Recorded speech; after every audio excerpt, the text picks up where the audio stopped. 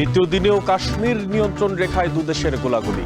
সর্বদলীয় বৈঠক ডেকেছেন মোদি, উত্তেজনা নিরসনে সহায়তার প্রস্তাব ট্রাম্পের। জুলাই গণঅভ্যুত্থানের শহীদরা ন্যায় বিচার না পেলে স্বৈরাচার ফিরে আসার শঙ্কা জামায়াতের আমিরের। ব্যারিস্টার আব্দুর রাজ্জাকের কবর জিয়ারত। মৌলভীবাজার সীমান্ত দিয়ে 103 জনের অনুপ্রবেশ, আটক 73। পুশিনের অভিযোগ বিএসএফ এর বিরুদ্ধে, নজরদারি বাড়িয়েছে বিজিবি।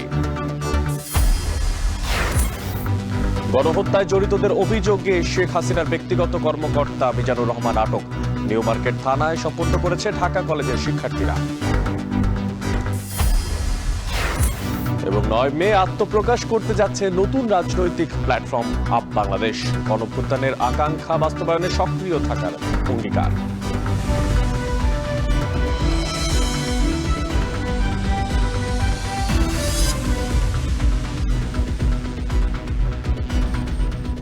স্বাগত জানাচ্ছি এখন বাণিজ্যে। পুরো আয়োজনের সঙ্গে আছি আমি মশিউর অনিক। সংঘাতের দ্বিতীয় দিনেও কাশ্মীরের নিয়ন্ত্রণ রেখা বরাবর গোলাগুলি চালিয়েছে দুই দেশ। তবে হতাহতের কোনো খবর এখনো পাওয়া যায়নি। আজ সর্বদলীয় বৈঠক ডেকেছেন নরেন্দ্র মোদি। পাকিস্তানের পাল্টা হামলার আশঙ্কায় ভারতের আকাশ, সমুদ্র ও সীমান্তে জারি করা হয়েছে সর্বোচ্চ সতর্কতা। আর এই দুই দেশের বাসিন্দাদের মধ্যে প্রবল হয়েছে যুদ্ধের আশঙ্কা। এদিকে ভারত ও পাকিস্তানের চলমান উত্তেজনা বন্ধে সহায়তার প্রস্তাব দিয়েছেন মার্কিন প্রেসিডেন্ট ডোনাল্ড ট্রাম্প, আর শান্তি প্রতিষ্ঠার আহ্বান জানিয়েছেন মালালা ইউসুফজাই। বিস্তারিত জানাচ্ছেন তানভীর জনি। অপারেশন সিন্দুরের পর বুধবার মধ্যরাতে ভারতের জম্মু কাশ্মীরের নিয়ন্ত্রণ রেখায় বেসামরিক লক্ষ্যবস্তুতে কামান ও গুলি নিক্ষেপ করে পাকিস্তান। জবাবে ভারতীয় সেনাবাহিনীও পাল্টা গুলি চালায়। তবে এখন পর্যন্ত হতাহতের কোনো খবর পাওয়া যায়নি। এদিকে জম্মু কাশ্মীর উপত্যকার 10 জেলায় স্থাপন করা হয়েছে কন্ট্রোল রুম। এছাড়া পাকিস্তানের পাল্টা হামলার শঙ্কায় ভারতের সীমান্ত, আকাশ ও সমুদ্রপথে জারি করা হয়েছে সর্বোচ্চ সতর্কতা। ভারত ও পাকিস্তানের মধ্যে শান্তি প্রতিষ্ঠায় সহায়তা করার প্রস্তাব দিয়েছেন মার্কিন প্রেসিডেন্ট ডোনাল্ড ট্রাম্প। মার্কিন এই প্রচেষ্টাকে পাকিস্তান স্বাগত জানালেও ভারত এখনও মন্তব্য করেনি। দুই দেশের চলমান উত্তেজনা বন্ধের আহ্বানও জানান Trump. I get along with both. I know both very well, and I want to see them work it out. I want to see them stop, and hopefully they can stop now. They've gone tit for tat, so hopefully they can stop now. But I know both. We get along with both the countries very well. Good relationships with both, and I want to see it stop. And if I can do anything to help, I will be there. Bharat ও পাকিস্তানকে উত্তেজনা কমিয়ে শান্তির পথে আসার আহ্বান জানিয়েছেন শান্তিতে নোবেলজয়ী মালালা ইউসুফজাই। সামাজিক যোগাযোগ মাধ্যমের এক পোস্টে তিনি বলেন, বেসামরিক নাগরিক, বিশেষ করে শিশুদের সুরক্ষায় সর্বোচ্চ অগ্রাধিকার দিতে হবে। অপারেশন সিন্দুরের একদিন পরই ভারত সফরে আসলেন ইরানের পররাষ্ট্রমন্ত্রী আব্বাস আরাকচি। দ্বিপাক্ষিক বিষয়ে বৈঠক করবেন পররাষ্ট্রমন্ত্রী এস জয়শঙ্করের সঙ্গে। ভারত ও পাকিস্তানের সংঘাত নিরসনে মধ্যস্থতা করার প্রস্তাবও দিয়েছে তেহরান। পাকিস্তানের কাশ্মীরের মুজফফরবাদে ভারতের ক্ষেপণাস্ত্র হামলায় ব্যাপক ক্ষয়ক্ষতি হয়েছে স্কুল, মাদ্রাসা ও মসজিদের। বাসিন্দাদের অভিযোগ, হামলার বিষয়ে মিথ্যাচার করছে ভারত। ये इंडिया मोदी का एक झूठा प्रोपेगेंडा है। आप इसको खुद कवर कर सकते हैं, देख सकते हैं कि आबादी के अंदर कोई कैंप दहशतगर्दों का हो सकता है या नहीं हो सकता। हमारा घर भी इसके बैक साइड पे आ जाते हैं। रात के तकरीबन 12:30 बजे यहाँ पे अटैक हुए। 12:30 बजे से तकरीबन 1 बजे के दौरान तकरीबन 6 से 7 यानी कि अटैक यहाँ पे हुए इसी एरिया में। পাকিস্তানি সেনাবাহিনীর প্রতি সমর্থন জানিয়ে রাজধানী ইসলামাবাদে সমাবেশ করেছে শত শত মানুষ। ভারতের বিরুদ্ধে পাল্টা আক্রমণ চালানোর দাবি জানান তারা। এদিকে ভারতের বেশ কয়েকটি রাজ্যেও বের করা হয় আনন্দ মিছিল। পারমাণবিক শক্তিধর দুই প্রতিবেশীর উত্তেজনায় সীমান্তে বন্ধ রয়েছে রিট্রিট সিরিমনি। দুই দেশের এই সংঘাত আরও বড় হওয়ার শঙ্কায় আছেন লন্ডনে বসবাসরত ভারতীয় ও পাকিস্তানিরা। এই ঘটনায় তারা হতাশ। In Kashmir with apparently what the Pakistani terrorists did, so I wasn't hoping for it, but there was some retaliation which we did get from India. War is going on all over the world, in Middle East, in other part of the world, and why they started it for? এদিকে যুদ্ধ পরিস্থিতিতে আত্মরক্ষায় বেসামরিক নাগরিকদের জন্য ভারত জুড়ে চলছে mock drill, যেখানে সাধারণ মানুষকে যুদ্ধ পরিস্থিতি নিয়ে দেয়া হচ্ছে নানা প্রশিক্ষণ। এরই অংশ হিসেবে ভারতের অমৃতসরে বুধবার রাতে ব্ল্যাকআউট করে বাসিন্দাদের বাসায় থাকার নির্দেশ দেওয়া হয়। তানভীর জানি, এখন বিশ্ব। ভারত পাকিস্তান সংঘাতের কারণে বাংলাদেশেও প্রভাব পড়ার শঙ্কা দেখছে আন্তর্জাতিক সম্পর্ক বিশ্লেষকরা। তারা বলছেন, এই সংঘাত দীর্ঘস্থায়ী হলে বাংলাদেশের জন্য অর্থনৈতিক পাশাপাশি নিরাপত্তা ঝুঁকি তৈরি হতে পারে। আর এছাড়া বাংলাদেশকে এই সংঘাতে জড়ানোর চেষ্টাও করতে পারে কোনো কোনো দল। তাই বিশ্লেষকরা জানান, সরকারকে থাকতে হবে সতর্ক ও কূটনৈতিকভাবে সক্রিয়। বাকিটা জানাচ্ছেন শাহাদাত আবরু। কাশ্মীরের পেহেলগামে সন্ত্রাসী হামলার পর থেকেই পাল্টাপাল্টি পদক্ষেপ নিয়েছে ভারত ও পাকিস্তান। এরই মধ্যে পানি চুক্তি স্থগিত, বাণিজ্য বন্ধ, যুদ্ধের মহড়া করে অবশেষে প্রায় 2 সপ্তাহ পর একে অপরের ভূখণ্ডে হামলা পাল্টা হামলা।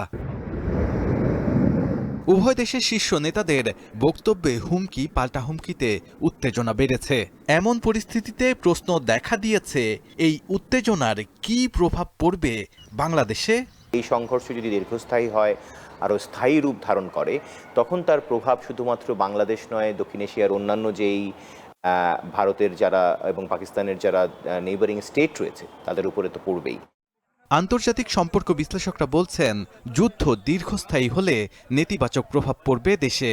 ভারত থেকে অনুপ্রবেশ ও উস্কানিমূলক কর্মকাণ্ড আলোচনার মাধ্যমে সমাধানের পরামর্শ তাদের।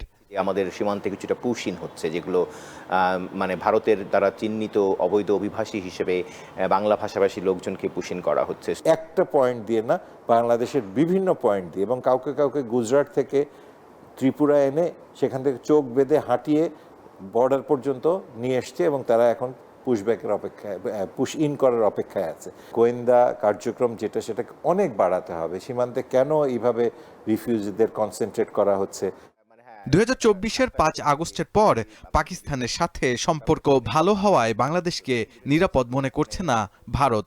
এমন মন্তব্য করে নিরাপত্তা বিশ্লেষকরা বলেন, নানাভাবে এই যুদ্ধে বাংলাদেশকে জড়িয়ে নিজেদের স্বার্থ হাসিলের চেষ্টা করতে পারে বিভিন্ন পক্ষ।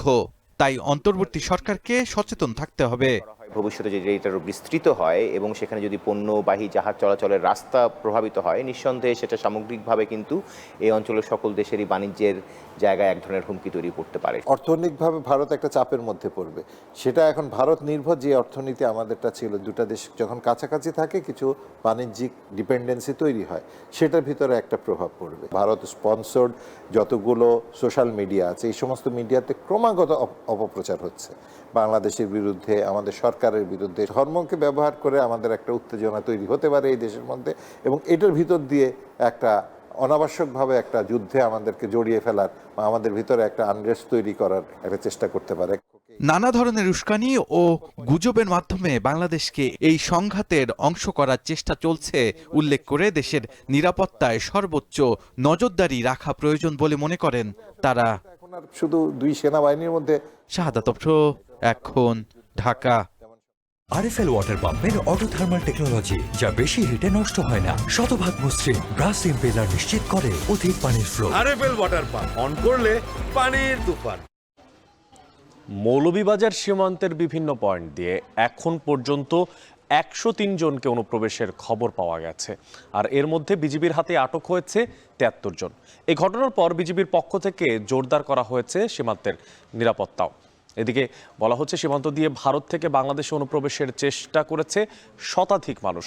বুধবার সকালে এই খবর ছড়িয়ে পড়লে নড়ে চড়ে বসে বিজিবি। ইতোমধ্যে ধলই সীমান্ত থেকে নারী শিশু সহ 15 জন, পাল্লাতল ও লাতু সীমান্ত থেকে 58 জনকে আটক করা হয়েছে। কুলাউড়া মুরইছড়া সীমান্ত দিয়ে আরও 30 জন অনুপ্রবেশ করেছে বলে খবর মিলেছে, যাদের অনেকেই ছড়িয়ে পড়েছে বিভিন্ন এলাকায়। এখনও কোনো খোঁজ পাওয়া যায়নি তাদের। বিজেপি জানিয়েছে, অবৈধ অনুপ্রবেশ ঠেকাতে সীমান্তে অতিরিক্ত জনবল মোতায়েন ও তল্লাশি চৌকি বসিয়ে নিরাপত্তা জোরদার করা হয়েছে।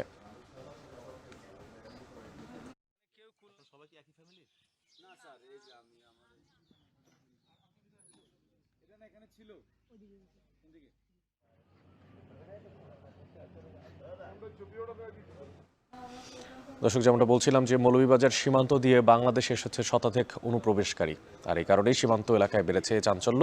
আর এ নিয়ে আরও খবর জানাতে ধলই সীমান্ত থেকে যুক্ত হয়েছেন সহকর্মী এম এ হামিদ। হামিদ, আপনার কাছে জানতে চাই যে এমন খবর তো চাঞ্চল্যকর, তো নতুন করে অনুপ্রবেশের কোনো তথ্য এখন পর্যন্ত পাওয়া গেছে কিনা, আর যে সমস্ত অনুপ্রবেশকারীদের খোঁজ পাওয়া যায়নি তাদের ধরতে পুলিশ এখন পর্যন্ত কোনো ব্যবস্থা নিয়েছে কিনা, কি তথ্য আছে আপনার কাছে?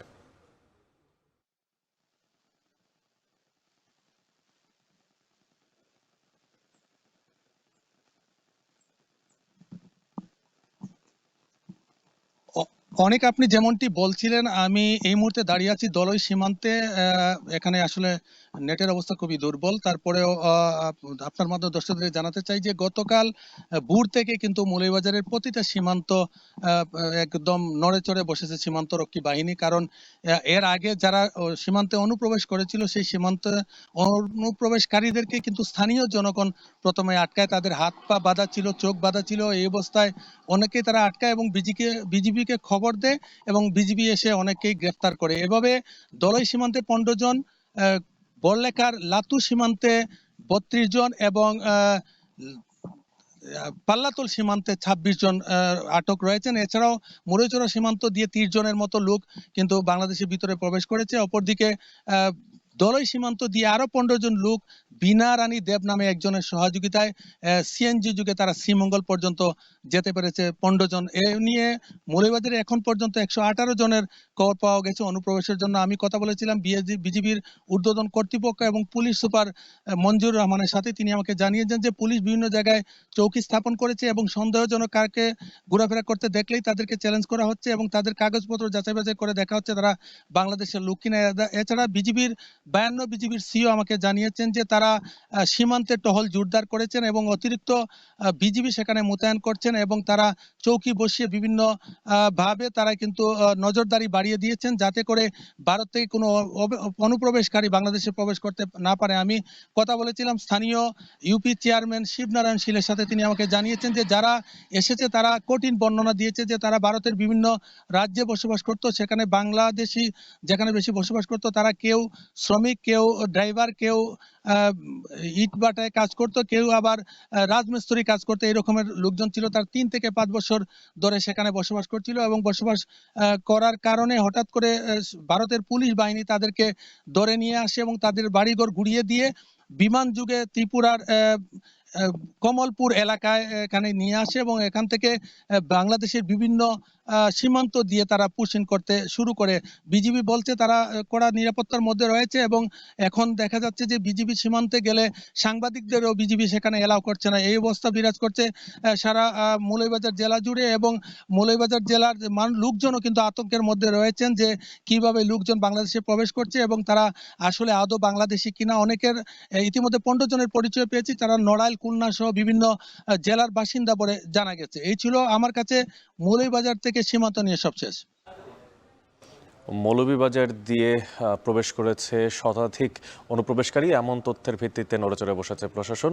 আর ধলই সীমান্ত এলাকা থেকেই সে বিষয়ে সবশেষ খোঁজখবর রাখছিলেন সহকর্মী এম এ হামিদ। এদিকে জুলাই আন্দোলনের শহীদরা ন্যায় বিচার পেলে স্বৈরাচার আর এদেশে ফিরে আসতে পারবে না, এর ভিন্ন কিছু হলে বিপর্যয় নেমে আসবে মন্তব্য করেছেন জামায়াতে ইসলামীর আমির ডাক্তার শফিকুর রহমান। সকালে রাজধানীর আজিমপুর কবরস্থানে ব্যারিস্টার আব্দুর রাজ্জাকের কবর জিয়ারত শেষে এইসব কথা বলেন তিনি। এ সময় তিনি আরও বলেন, আইনজীবীরা আব্দুর রাজ্জাকের আদর্শ ধারণ করলে দেশের মানুষ সুবিচার পাবে, কিন্তু বর্তমানে আইনজীবীদের মধ্যে তা দেখা যায় না। ব্যারিস্টার আব্দুর রাজ্জাকের বিগত 16 বছরের সংগ্রামের কথা স্মরণ করে তিনি বলেন, আওয়ামী সরকারের হেনস্থা ও ষড়যন্ত্রের শিকার হয়েই ব্যারিস্টার আব্দুর রাজ্জাক দেশ ত্যাগ করতে বাধ্য হয়েছিলেন। এছাড়া কারারুদ্ধ জামায়াত নেতা ATM আজহারুল ইসলাম ন্যায় বিচার পাবেন এবং মুক্ত হয়ে দলের নেতৃত্ব দেবেন বলেও আশাবাদ ব্যক্ত করেন ডাক্তার শফিকুর রহমান।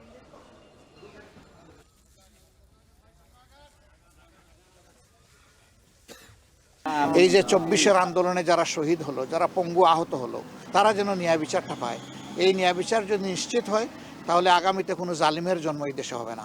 কিন্তু যদি ন্যায় বিচার নিশ্চিত না হয় তাইলে দফায় দফায় জালিম আরো ভয়ঙ্কর রূপ ধারণ করে জাতির সামনে আসবে। আমরা প্রত্যাশা করি যে তিনি ন্যায় বিচার পাবেন ইনশাআল্লাহ, এবং তিনি আমাদের বুকে ফিরে আসবেন এবং তিনি এদেশে ফিরে এসে ইসলামী আন্দোলনের নেতৃত্ব দিবেন ইনশাআল্লাহ। এদিকে ক্ষমতাচ্যুত সাবেক প্রধানমন্ত্রী শেখ হাসিনার ব্যক্তিগত কর্মকর্তা SM মিজানুর রহমানকে রাজধানীর সায়েন্স ল্যাব এলাকা থেকে গ্রেফতার করা হয়েছে। বুধবার রাতে ঢাকা কলেজের শিক্ষার্থীরা সাবেক প্রধানমন্ত্রীর এই ব্যক্তিগত কর্মকর্তাকে প্রথমে ধরে মারধর করেন, পরে তাকে নিউ মার্কেট থানায় সোপর্দ করা হয়। আর এই সময় শিক্ষার্থীরা অভিযোগ করেন জুলাই আগস্টের গণহত্যায় SM মিজানুর রহমান সরাসরি জড়িত ছিলেন।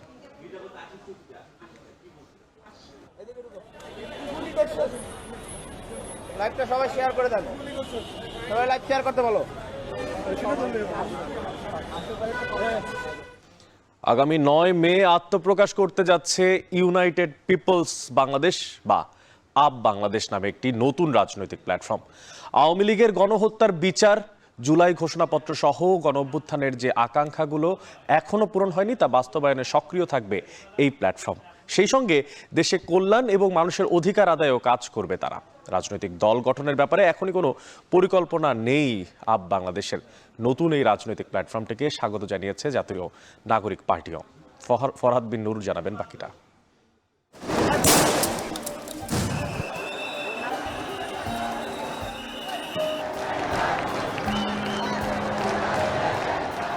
কত প্রাণ, কত রক্তের বিনিময়ে জুলাই আগস্টের এই গণ অভ্যুত্থান, কিন্তু সেই অভ্যুত্থানের কত আকাঙ্ক্ষা এখনো পূরণ হয়নি।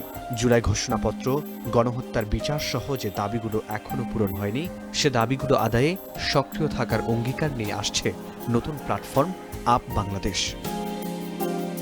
জুলাই গণ অভ্যুত্থানের অন্যতম সংগঠক আলী আহসান জুনায়েদ ও রাফে সালমান রিফাতের নেতৃত্বে 9 মে আত্মপ্রকাশ করতে যাচ্ছে ইউনাইটেড পিপলস বাংলাদেশ বা আপ বাংলাদেশ নামের একটি প্ল্যাটফর্ম। তবে এখনই রাজনৈতিক দল হয়ে আসার পরিকল্পনা নেই তাদের। দায়িত্ববোধের জায়গা থেকে জুলাইয়ের স্টেক হোল্ডার হিসেবে, অভ্যুত্থানের স্টেক হোল্ডার হিসেবে আমরা ওই প্ল্যাটফর্মটা হইতে চাই যারা সিরিয়াসলি বিএনপি, জামাত, এনসিপি সহ রাজনৈতিক দলগুলোর উপর প্রেশার ক্রিয়েট করবে এবং একই সাথে ইন্টারিমকে প্রেশার ক্রিয়েট করে ইন্টারিমের সাথে সমন্বয় করবে যাতে করে জুলাইয়ের ইস্যুগুলো সেটেলড হয়। আলী আহসান জুনায়েদ বলছেন, ধর্মীয় বিশ্বাস ও মূল্যবোধকে ধারণ করে সব দল, মত, ধর্মবর্ণের নারী পুরুষ সবাইকে নিয়েই কাজ করবে এই প্ল্যাটফর্ম।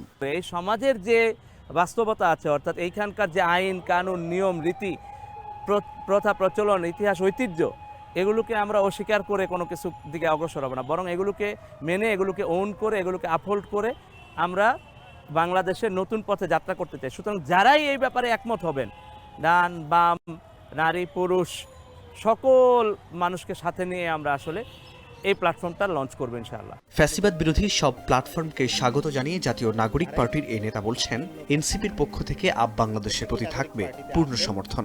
3 জন ভাই আমাদের নাগরিক কমিটিতে যারা ছিলেন তারা আমাদের নাগরিক পার্টিতে আর জয়েন করেন নাই, পরবর্তীতে তারা আপ বাংলাদেশ নামে প্ল্যাটফর্ম করার ঘোষণা দিয়েছে। তো আমরা অবশ্যই সাধুবাদ জানাবো তরুণ প্রজন্ম যদি যে কোনো রাজনৈতিক মুভমেন্টে, আমরা একসাথে জুলাই আন্দোলনে ছিলাম, আবার রাজনৈতিক মুভমেন্টে তারা যদি যেই দলের নামেই হোক, যেই প্ল্যাটফর্মের নামেই হোক মাঠে নামে, আমরা অবশ্যই সাধুবাদ জানাবো। এদিকে রাজনৈতিক বিশ্লেষকরা বলছেন, জুলাইয়ের শক্তি বিভক্ত হলে সুযোগ পাবে পতিতরা, তাই আপ বাংলাদেশকে সক্রিয় ভূমিকা রাখতে হবে। এই দাবিগুলো সামনে আনার জন্য কোনো প্ল্যাটফর্মের গুরুত্ব আমি মনে করি না আর কি ওই রকমভাবে তৈরি হতে পারে। তৈরি হতে হলে তাকে সেই ওই ধরনের একটা লড়াইয়ের মধ্য দিয়ে এবং মানুষকে কনভিন্স করার মধ্য দিয়ে, নাগরিকদেরকে উদ্দীপিত করার মধ্য দিয়ে যেতে হবে, সেটা তো সময় সাপেক্ষ। আপ বাংলাদেশের এই প্ল্যাটফর্মে উপদেষ্টা পরিষদে প্রাথমিকভাবে অন্তত দেশের 10 জন বিশিষ্ট নাগরিক থাকবেন বলে জানা গেছে। এছাড়া আহ্বায়ক কমিটি হবে 75 থেকে 100 সদস্যের। ফরহাদ বিন নূর, এখন, ঢাকা। সফরে চট্টগ্রাম বন্দরের বিভিন্ন মেগা প্রকল্প পরিদর্শন করেছেন বিডার নির্বাহী চেয়ারম্যান। সকালে প্রথমে তিনি লালদিয়ার চরে প্রস্তাবিত কন্টেইনার টার্মিনাল ও পরে পতেঙ্গার বে টার্মিনাল এলাকা পরিদর্শন করেন। এ নিয়ে আরও জানাতে চট্টগ্রাম থেকে যুক্ত হচ্ছেন সহকর্মী হাজিরা শিউলি। শিউলি, আপনার মাধ্যমে জানতে চাই যে বন্দরের প্রকল্পগুলো নিয়ে বিডার চেয়ারম্যান কি বললেন?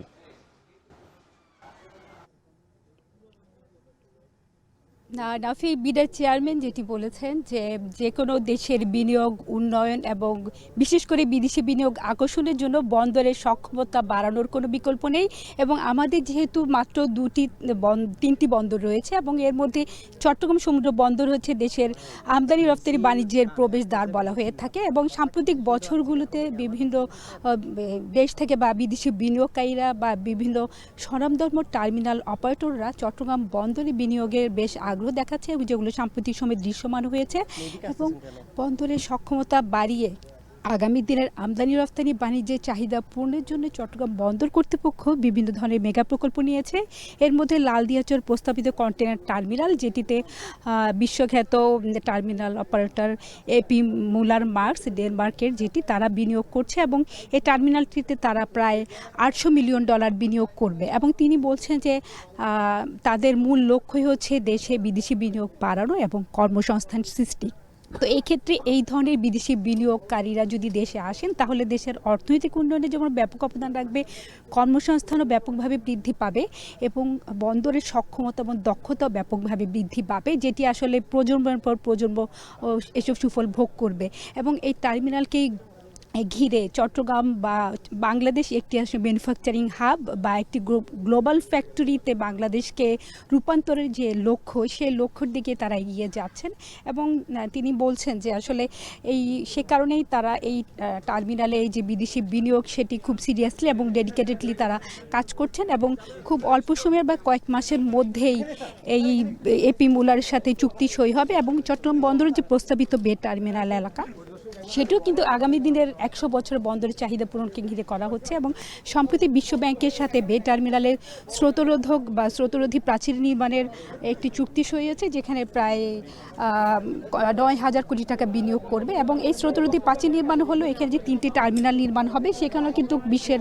2 টার্মিনাল অপারেটর ডিপি ওয়ার্ল্ড এবং সিঙ্গাপুরের পিএস অথরিটি 2টি টার্মিনাল করবে এবং এই টার্মিনালে প্রায় 11 থেকে 12 মিটার গভীরতা বড় জাহাজ ভিড়বে এবং দিনে রাতে সবসময় এই জাহাজগুলো চলাচল করতে পারবে, যেখানে চট্টগ্রাম বন্দরে বর্তমানে সেটি সম্ভব হয় না, যেহেতু বন্দরে একটি গুপ্তা ব্যান্ড রয়েছে এবং সে বাঁক পেরিয়ে বন্দরে বড় জাহাজ ভেতর প্রবেশ করতে পারে না, সেগুলো বহির্নগরে অবস্থান করতে হয় এবং সরাসরি যে ডিরেক্ট শিপিং বিশ্বের বিভিন্ন দেশের সাথে সেটি সম্ভব হয় না। তো বিডা চেয়ারম্যানকে এই একটু আগে কিন্তু বে টার্মিনালের যে সুফল বা এই প্রকল্পের বর্তমান অবস্থা সব কিছু নিয়েই বন্দর কর্তৃপক্ষে বা প্রকল্প পরিচালক অভিহিত করেছেন। এই মুহূর্তে তিনি হয়তো মিডিয়ার সাথে এ বিষয়ে আবার কথা বলবেন।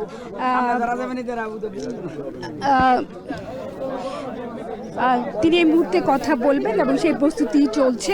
আসলে বে টার্মিনালকে ঘিরে ব্যবসায়ীদের দীর্ঘদিনের তাদের যে আগ্রহ বা সেটি নিয়ে দীর্ঘদিনের অপেক্ষা, সেটার বলা যায় যে এই যে স্রোতরোধী প্রাচীর নির্মাণের যদি কাজ শুরু হয় তার অনেকটা এগিয়ে যাবে এবং এই বছরের মধ্যে যে 2 টার্মিনাল অপারেটর ডিপি ওয়ার্ল্ড এবং পিএসসি সিঙ্গাপুরের সাথে চুক্তি সইয়ের একটি তারা সম্ভাবনা দেখছেন এবং এই টার্মিনালটি হলে যেহেতু দিনে রাতে 12 মিটার গভীরতার বড় জাহাজ বিকতে পারবে, পণ্য পরিবহনের খরচ অনেক কমে যাবে এবং টার্মিনালটি অনেক সম্ভাবনায় ধরা হয় এবং এই টার্মিনালটির সাথে ঢাকা চট্টগ্রাম মহাসড়ক সহ আসলে অন্যান্য যে দেশের বিভিন্ন প্রান্তের ভালো সংযোগ রয়েছে এবং এটি একটি গ্রিনফিল্ড পোর্ট হবে এবং বিদেশি বিনিয়োগকারীরা আসলে এখানে যেমন তাদের যে বিশ্বমানের দক্ষতা সেটি কিন্তু আমাদের দেশেও সেই বন্দরের কর্মীদের সে দক্ষতা পাচ্ছে। তো এই মুহূর্তে তার ব্রিফিংয়ে যাচ্ছেন, আমরা চলে যাচ্ছি বে টার্মিনাল নিয়ে বিডা চেয়ারম্যান ব্রিফিং করবেন, আমরা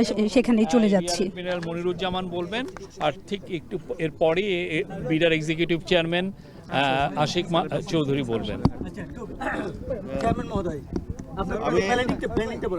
আমি প্রথমে বলি আসলে আমাদের সিপোর্ট এইটাই হবে আসলে প্রথম সিপোর্ট আমরা বলতে পারি যে আমাদের এক্সিস্টিং যে পোর্টটা আছে এটা আসলে রিভার পোর্ট। এখানে আমাদের জোয়ার ভাটার উপর নির্ভর করতে হয় এবং বড় জাহাজ আসতে পারে না। এখানে আজকে একটা জাহাজ আমি দেখলাম এখানে 13.9 মিটার ড্রাফট, তার মানে এখানে আমরা ধরে নিচ্ছি যে প্রায় 13 মিটারের জাহাজ এখানে ইজিলি আসতে পারবে। তো 13 মিটারের জাহাজ আসলে পরে এখন যেই জাহাজগুলো আসে তার প্রায় 3-4 গুণ একটা জাহাজই নিতে পারবে। এতে আমাদের পরিবহন কস্ট কমে যাবে এবং একই সাথে আমাদের এফিসিয়েন্সি বেড়ে যাবে। আমরা দ্রুত এখান থেকে ডাইরেক্ট ফিডার পোর্ট হিসাবে অপারেট করতে পারবো এবং রিজিওনাল যে কানেক্টিভিটি সেটাও আমরা এখানে করতে পারবো। এখন যেটা সিঙ্গাপুর হয়ে যায় তখন হয়তো আমরা এখান থেকে ডাইরেক্ট শিপিং করতে পারবো এখানে আশেপাশের দেশগুলোতে, ইভেন ইউরোপ আমেরিকাতে। তো এইটা আমাদের জন্য একটা যুগান্তরকারী একটা উন্নতি হবে। আর মোস্ট ইম্পর্টেন্ট কথা হলো যে আমাদের এখন কর্মসংস্থান দরকার। তো এই জায়গা ডাইরেক্ট আমাদের হলো প্রায় 15,000 লোকের কর্মসংস্থান হবে, 25,000 লোকের কর্মসংস্থান হবে, এবং ইনডাইরেক্ট এটার সাথে আরও অনেক আসবে, প্রায় লক্ষাধিক মানুষের কর্মসংস্থান হবে। এটা আমাদের জন্য অত্যন্ত গুরুত্বপূর্ণ, বিশেষ করে আমাদের নতুন জেনারেশনের জন্য। ঠিক আছে, তো এই আর কি আমাদের এখানে 4টা টার্মিনাল আমাদের প্ল্যান। ইনিশিয়ালি আমাদের 3টা অ্যাপ্রুভ হয়েছে যেটা আমরা করব। টার্মিনাল 1 যেটা পিএসএ সিঙ্গাপুর করবে, টার্মিনাল 2 যেটা ডিপি ওয়ার্ল্ড করবে, এবং টার্মিনাল 3 আমরা ওপেন টেন্ডারের মাধ্যমে করব যারা কমপ্লিট করে আসতে পারে। আর একটা টার্মিনাল আমরা এনার্জি টার্মিনাল, ওটা প্ল্যানে রেখেছি। এটা ভবিষ্যতে আমরা স্টার্ট করে তারপরে এটাও আমরা হয়তো বাস্তবায়ন করব। তো সামগ্রিকভাবে এখান থেকে আমাদের যে ক্যাপাসিটি প্রায় 3.5 মিলিয়ন ইজিলি করতে পারবো। এটা হয়তো 4.5 এর উপরেও চলে যাবে যদি আমরা এখানে আরও অফডক এন্ড অন্যান্য ফ্যাসিলিটিসগুলো করতে পারি, এবং ইন্টার যে মোডাল কানেক্টিভিটি এগুলো আমরা যদি করতে পারি তাহলে আমাদের ক্যাপাসিটি আরও অনেক বেড়ে যাবে। তো ন্যূনতম আমরা ধরে রাখছি যে 3.5 মিলিয়ন টিউস ইজিলি করতে পারবো, যেটা এখন আমরা করতেছি টোটাল। তো এটা আমাদের একটা বড় ধরনের একটা সক্ষমতা আসবে, যেটা আমাদের ফরেন ইনভেস্টমেন্ট এবং জব ক্রিয়েশনের জন্য গুরুত্বপূর্ণ হবে দেশে। কখন থেকে আসতে পারে এটা আমাদের কাজটা ইনশাল্লাহ আমরা শুরু করে দেবো। গ্রাউন্ড ব্রেকিং এই বছরের শেষের দিকে হবে। 2031-এর মধ্যে আমরা আশা করছি যে আমরা অপারেশনে যেতে পারবো। ধন্যবাদ। আচ্ছা, এটা এখন উনি বলবেন যে ফরেন ইনভেস্টমেন্টটা আমরা চাচ্ছি, সেটার উপরে উনি আলোকপাত করবেন। আচ্ছা, সো বলি আমি তাহলে, ঠিক আছে। আচ্ছা, আপনাদের যেটা হচ্ছে যে জামান ভাই তো অনেক ডিটেলে কভার করেছেন। সো আমাদের এফডিআই এর যে ব্যাপারটা, আবারও আমরা এফডিআইতে একটু ফেরত আসি। এখানে আপনারা দেখেছেন যে আমরা ওয়ার্ল্ড ব্যাংকের ফান্ডিংয়ে কিছু কাজ করছি, সরকার থেকে কিছু ফাইন্যান্সিং হচ্ছে, যেটা ব্রেক ওয়াটার হবে সেটা ওয়ার্ল্ড ব্যাংকের ফান্ডিংয়ে হবে। আর সেই সাথে এডিবি আমাদের সাথে কাজ করছে অ্যাডভাইজার হিসেবে, তাদের সাথে আমরা কাজ করছি। বাট সবচেয়ে এটা ইম্পর্টেন্ট ব্যাপার, আমরা আবারও যদি এফডিআইতে ফেরত আসি, যে এখানে যে দুটি পোর্ট অপারেটরের কথা বলা হচ্ছে, পিএসএ সিঙ্গাপুর, যারা সিঙ্গাপুরকে নিয়ে, সিঙ্গাপুরের পোর্ট ক্যাপাবিলিটি নিয়ে তো আর বলার কিছু নাই। আপনারা সবাই জানেন যে একটা ছোট্ট দেশ কীভাবে তারা কিন্তু আমাদের সাথে একই সময় স্বাধীন হয়েছে, স্বাধীন হয়ে তারা আজকে একটা কমপ্লিটলি ডিফারেন্ট লেভেলে চলে গেছে, এবং সেটা চলে যাওয়ার পিছিয়ে তাদের পোর্টের কন্ট্রিবিউশন সবচেয়ে বেশি। তারা তো একটা ট্রেডিং হাব হিসেবে পরিণত হয়েছে। সো পিএসএর খুবই ভালো এক্সপিরিয়েন্স, তারা ওই এক্সপিরিয়েন্সটা নিয়ে আসবে, আমাদের সাথে বেস্ট প্র্যাকটিসগুলো নিয়ে আসবে। এবং আমরা এস্টিমেট করছি যে এই পিএসএ এবং ডিপি ওয়ার্ল্ড রাফলি $1 বিলিয়ন করে এই প্রজেক্টে ইনভেস্ট করবেন। সো 1 বিলিয়ন করলে প্রথম 2টা সিটি 1 সিটি 2তেই আমরা প্রায় $2 বিলিয়ন মতো একটা ফরেন ডিরেক্ট ইনভেস্টমেন্টের চেহারা দেখতে পাবো। অবভিয়াসলি এটা কিন্তু ওভার টাইম হবে। সো আমরা যদি মনে করি যে 2026 সালে হঠাৎ করে $10 বিলিয়ন ইনভেস্ট, এভাবে হয় না জিনিসটা, যে একটু গ্র্যাজুয়ালি আসবে। সো ওনাদের কনস্ট্রাকশন পিরিয়ডের মধ্যে ওনারা গ্র্যাজুয়ালি ইনভেস্ট করতে থাকবেন, এবং আমরা আশা করছি যে 2030-এর দিকে আমরা এই পোর্টগুলোকে চালু করতে পারবো। তো আমাদের যে লং টার্ম, এগেন আমাদের we have to keep our I on the big price. Long টার্মে বিগ প্রাইস হচ্ছে যে আমাদেরকে একটা গ্লোবাল ফ্যাক্টরি হতে হবে। সেটা হওয়ার জন্য এই সবগুলা পোর্টকে একসাথে আসলে অ্যাক্টিভেট করা দরকার হবে, তা না হলে আমরা we will not be able to meet the demands. আমাদের ডিমান্ড তো অলরেডি আপনারা দেখতে পাচ্ছেন যে এক্সপোর্ট কিন্তু, আপনি যদি 2015-এর সাথে এখনকার এক্সপোর্ট ভলিউম দেখেন, volume has gone 3 Times or 4 Times বেড়ে গেছে। তো নিজেদের আমাদের ক্যাপটিভ ডিমান্ডই আমরা এখন কেটার করতে পারছি না, সেটা 2035 নাগাদ যে কোথায় গিয়ে ঠেকবে সেটাও আমরা জানি না। সো সেই হিসাবে আমাদের ডেফিনেটলি মনে হয় যে এই প্রজেক্টটা ইজ এ মাস্টার প্রজেক্ট। এটা আমাদের জন্য সবচেয়ে বড়, মানে চট্টগ্রাম এলাকার টার্মিনাল যে কটা প্রজেক্ট হচ্ছে তার মধ্যে এটাই সবচেয়ে বড়, সেটা আমাদের ফ্ল্যাগশিপ প্রজেক্ট। এবং এটা যখন হয়ে যাবে তখন এই এলাকার চেহারা আমরা আশা করছি কমপ্লিটলি চেঞ্জ হয়ে যাবে। বাট আমি যেই জিনিসটা একটু আগে জিজ্ঞেস করেছি, আমি বলবো যে এটা আমাদের কর্তৃপক্ষ সবারই একটু মাথায় রাখা দরকার। সেটা হচ্ছে যে 25,000 লোকের যদি কর্মসংস্থান হয়, তাদের সাথে 25,000 ফ্যামিলি, তার মানে আমরা তো ইজিলি বলছি 1 লাখ লোকের, জাস্ট মিনিমাম 1 লাখ লোকের কথা বলা হচ্ছে, যারা এডিশনাল এই চিটাগং শহর এই এলাকায় এসে থাকা শুরু করবে, এই এলাকায় কাজ করবে। তো তাদের বাসস্থান, তাদের চিকিৎসা, তাদের যাতায়াতের ব্যবস্থা এবং তাদের যে শিক্ষা, তাদের ফ্যামিলির এডুকেশনের যে পার্টটা, এই প্ল্যানিংটাও আমাদেরকে আসলে হয়তো পুরো ওভারঅল পিকচারের মধ্যে নিয়ে আসা উচিত, এবং সিটি কর্পোরেশনের সাথে কাজ করে একসাথে একটু চিন্তা করা উচিত যে এই যে এমপ্লয়মেন্টের একটা সার্জ হবে, যদি এই সবগুলো প্রজেক্ট একসাথে দাঁড়িয়ে যায়, হঠাৎ করে বেশ কিছু হাজার হাজার মানুষ এডিশনাল চিটাগংয়ে এসে যোগ হবে কাজ করার জন্য, তো তাদেরকে আমরা আসলে অ্যাকোমোডেট চিটাগংয়ে কীভাবে করব, তো সেইটা একটা is a master project that we also need to keep in our mind. কেন্দ্রীয় কর্মসূচির অংশ হিসেবে 6 দফা দাবিতে অনির্দিষ্টকালের জন্য কমপ্লিট শাটডাউন কর্মসূচি পালন করছে বরিশাল নার্সিং কলেজের শিক্ষার্থীরা। এ নিয়ে আরও জানাতে সেখান থেকে যুক্ত হচ্ছেন সহকর্মী অমিত হাসান।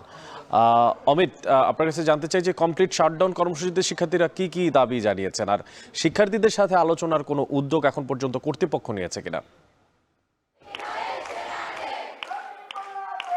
অনেক একটু জানিয়ে রাখি, আজকে তৃতীয় দিনের মতো বরিশালের নার্সিং কলেজের যারা শিক্ষার্থী রয়েছে তারা কিন্তু কমপ্লিট শাটডাউন যে কর্মসূচি সেটি পালন করছেন এবং এ সময় তারা মিছিল এবং বিক্ষোভ সমাবেশ করছে বিভিন্নভাবে এবং এই মুহূর্তে বরিশাল নার্সিং কলেজের সামনে তারা অবস্থান করছে এবং বিভিন্ন সময় আমরা দেখেছি তারা বিভিন্ন ধরনের প্লাকার্ড নিয়ে স্লোগান দিচ্ছে এবং আমার পিছনের চিত্র যদি দেখায় এই মুহূর্তে কিন্তু তারা বিভিন্ন ধরনের স্লোগান দিয়ে যে দাবিগুলো রয়েছে সেগুলো তুলে ধরার চেষ্টা করছে এবং তারা আরও বলছেন যে যতক্ষণ পর্যন্ত তাদের দাবিগুলো মেনে নেওয়া না হবে ততক্ষণ পর্যন্ত তাদের এই কর্মসূচি কিংবা এই বিক্ষোভ চলবে এবং তাদের দাবিগুলো যদি একটু বলে দিই, বাংলাদেশ বিশ্ববিদ্যালয় মঞ্জুরি কমিশন নিজ নিজ পাবলিক বিশ্ববিদ্যালয় সমূহের অনুসরণপূর্বক নার্সিং শিক্ষক নিয়োগ দিতে হবে এবং নার্সিং 4 বছর মেয়াদী স্নাতক ডিগ্রি নার্সদের 9ম গ্রেডে নিয়োগের ব্যবস্থা করতে হবে। এছাড়া সরকারি অনুমোদন কর্তৃক সকল নার্সিং শিক্ষা প্রতিষ্ঠানের টিউশন ফি নির্ধারণ এবং বেসরকারি ও নার্সিং শিক্ষা প্রতিষ্ঠান সমূহের নার্সিং কর্মকর্তা ও শিক্ষার্থীদের জন্য মানসম্মত বেতন ভাতা নির্ধারণ পূর্বক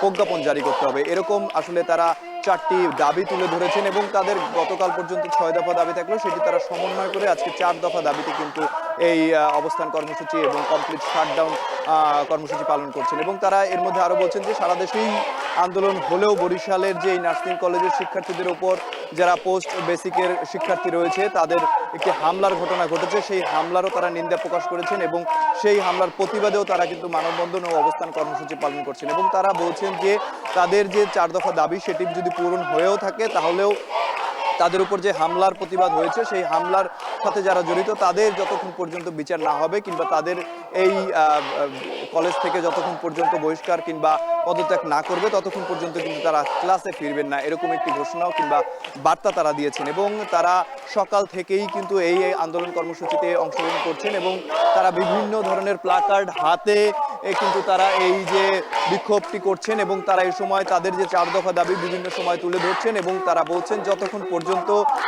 এই কর্মসূচি যতক্ষণ বাস্তবায়ন না হবে তাদের কিন্তু কমপ্লিট শাটডাউন চলবে এবং তারা এই আন্দোলন থেকে সরবে না। তো বরিশাল থেকে এই ছিল আমার কাছে সর্বশেষ।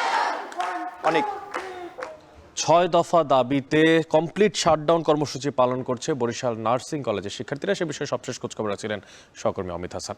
কর্ণফুলী রক্ষায় চট্টগ্রামে চলছে 4 দিন ব্যাপী আয়োজন। আজ প্রথম দিনে নদী রক্ষায় গানে গানে চলছে প্রচার অভিযান। এই ব্যতিক্রমধর্মী আয়োজনে অংশ নিয়েছেন নদী গবেষক, পরিবেশবিদ, প্রশাসনের কর্মকর্তা সহ নদী পাড়ের মানুষজনও। এ নিয়ে আরও জানাতে যুক্ত হচ্ছেন সহকর্মী কাজী মাহফুজ। মাহফুজ, আপনার মাধ্যমে জানতে চাই প্রচার অভিযানের সবশেষ পরিস্থিতি সম্পর্কে আমাদের জানাবেন। অনেক কর্ণফুলী কেবল একটি নদীর নাম নয়, এটি দেশের অর্থনীতির লাইফলাইন বলা হয়, প্রাণকেন্দ্র বলা হয়, কারণ এই কর্ণফুলী নদীর তীরেই কিন্তু দেশের প্রধান সমুদ্র বন্দর চট্টগ্রাম সমুদ্র বন্দর অবস্থিত। আপনি জানেন যে দেশের আমদানি রপ্তানির 92% বেশি কিন্তু এই সমুদ্র বন্দর দিয়ে সম্পন্ন হয়ে থাকে, যার কারণে এই নদীর গুরুত্ব দেশের অর্থনীতিতে সবচেয়ে বেশি। আর এই নদীকে রক্ষার জন্য আমরা দেখে আসছি প্রতি বছর এরকম বর্ণাঢ্য আয়োজনের মধ্য দিয়ে প্রচার অভিযান থেকে শুরু করে সাম্পান বাইচ, সাম্পান র্যালির আয়োজন করা হয়।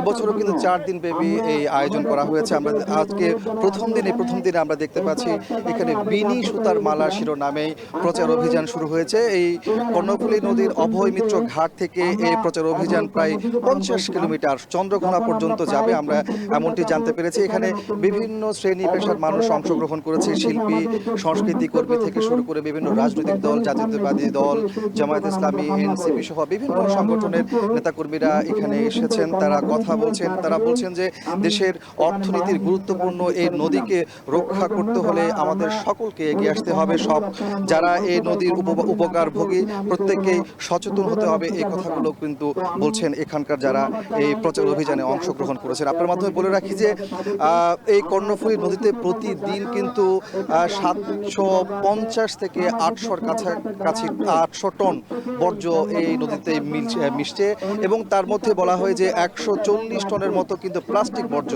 এই বর্জ্যগুলো কিন্তু এই নদীকে প্রতিনিয়ত দূষণ করছে। পাশাপাশি নদীর দুই পারে দখল হয়েছে এবং এই নদী সংকুচিত হয়ে আসছে, এই কথাগুলো কিন্তু প্রতি বছর আমরা শুনছি, গবেষণায় উঠে আসছে।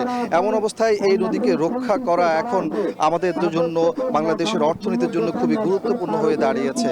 তো সেই জন্যই বিভিন্ন সামাজিক সাংস্কৃতিক সংগঠন, নদী রক্ষা আন্দোলন শহর থেকে শুরু করে বিভিন্ন সংগঠন এই নদীকে রক্ষার জন্যই মূলত 4 দিন ব্যাপী এই আয়োজন করেছে এবং এই আয়োজনের আজকের প্রথম দিন বিনি সুতার মালা শিরোনামে তারা যে প্রচার অভিযান শুরু করেছে, এই প্রচার অভিযানের মধ্য দিয়ে মানুষকে তারা সচেতন করার চেষ্টা করছেন কর্ণফুলী নদীকে যেন রক্ষা করা হয় এবং এই নদীতে যেন বর্জ্য না ফেলে যথাযথ জায়গায় ফেলা হয়, এই কথাগুলো তারা বলছেন আজকের এই প্রচার অভিযানের মধ্য দিয়ে।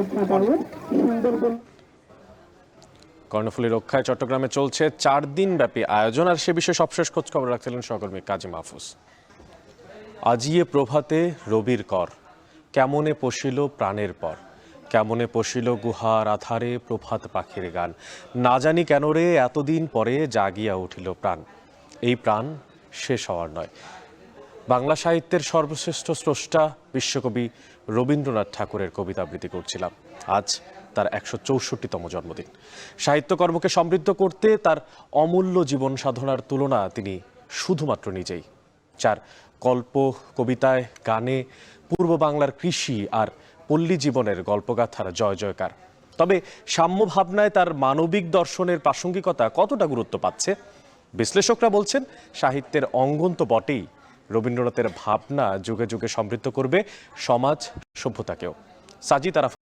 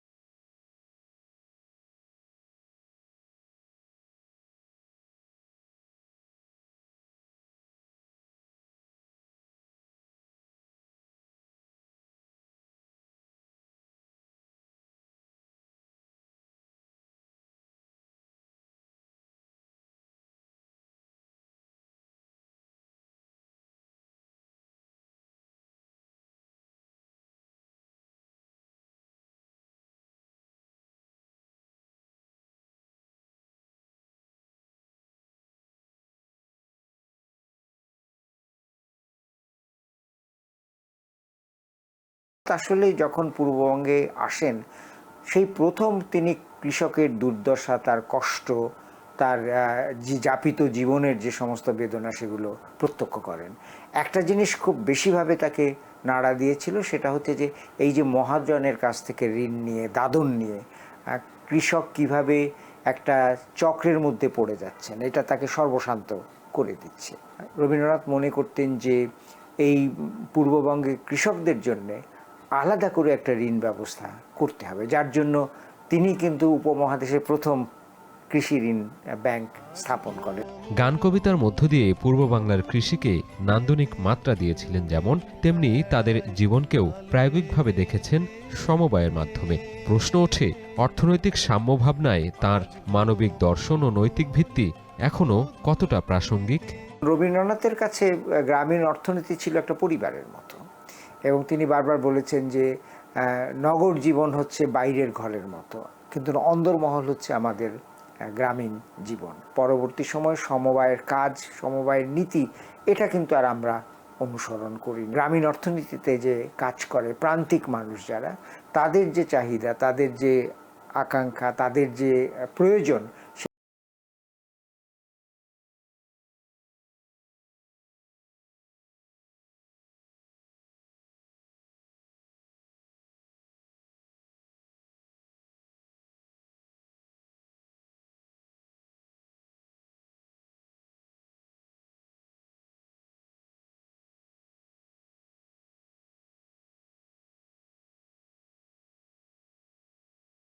পোপ নির্বাচনের প্রথম দফার ভোটের পর সিস্টাইন চ্যাপেলের চিমনি থেকে বের হয়েছে কালো ধোঁয়া।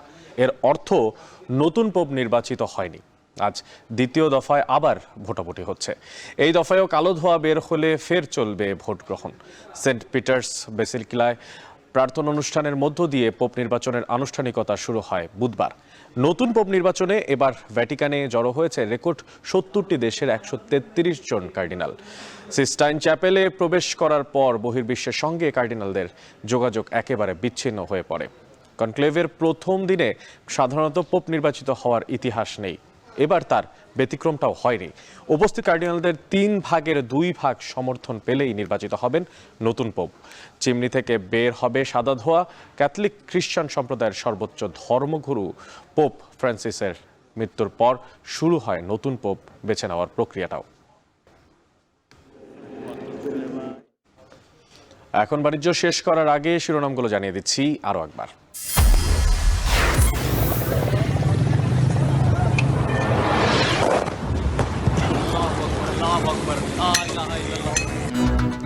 দ্বিতীয় দিনেও কাশ্মীর নিয়ন্ত্রণ রেখায় দুদেশের গোলাগুলি। সর্বদলীয় বৈঠক ডেকেছেন মোদি। উত্তেজনা নিরসনে সহায়তার প্রস্তাব ট্রাম্পের। মৌলভীবাজার সীমান্ত দিয়ে শতাধিক অনুপ্রবেশ। আটক ৭৩ পুশ ইনের অভিযোগ বিএসএফ এর বিরুদ্ধে। নজরদারি বাড়িয়েছে বিজিবি।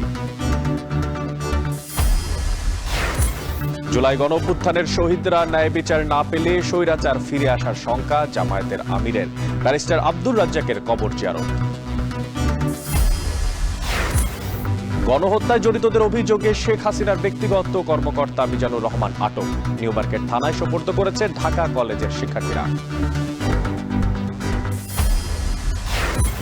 এবং ৯ মে আত্মপ্রকাশ করতে যাচ্ছে নতুন রাজনৈতিক প্ল্যাটফর্ম আপ বাংলাদেশ। গণঅভ্যুত্থানের আকাঙ্ক্ষা বাস্তবায়নে সক্রিয় থাকার অঙ্গীকার। শেষ করছি এখন বাণিজ্য। এখন টেলিভিশন ওয়েবসাইটে দেখতে ভিজিট করুন www.এখন.tv। এছাড়া এখন টেলিভিশন ফেসবুকে দেখতে ভিজিট করুন facebook.com/tv.এখন এবং ইউটিউবে এখন টেলিভিশন দেখতে ভিজিট করুন youtube.com/c/এখন tv।